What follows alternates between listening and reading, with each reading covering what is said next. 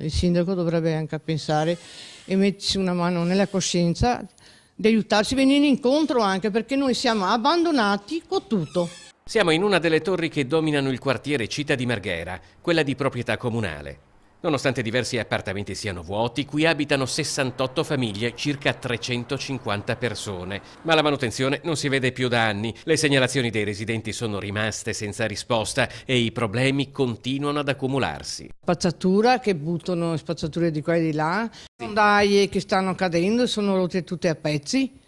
Ecco, ci sono le mattonelle che stanno cadendo, che prima o dopo ci verrà in testa qualcosa. I problemi non sono solo all'esterno della struttura, dove alcune parti danno l'impressione di poter cadere, o tra i cumuli di spazzatura, nei garage o negli scantinati. Già al piano terra incontriamo un'altra difficoltà, un ascensore fuori servizio. Abbiamo disabili, abbiamo gente che portano su e giù le bombole dell'ossigeno, e gente malata, insomma, quindi ci serve gli ascensori. In uno dei pianerottoli una tenda copre la porta d'ingresso di un appartamento. C'era un signore che è stato messo dagli servizi sociali in casa di riposo, hanno dovuto rompere la porta e liberare un po' l'appartamento, però vengono fuori degli odori sgradevolissimi. Da quanto tempo c'è questa situazione? 2 anni sicuri, 2 anni sicuri. Sulla via del ritorno un altro condomino che ha chiesto però di non farsi riprendere si sfoga al microfono. È 35 anni che provo a scappare via di qua.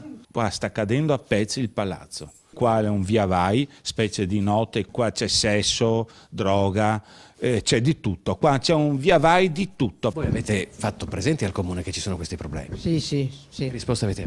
Niente.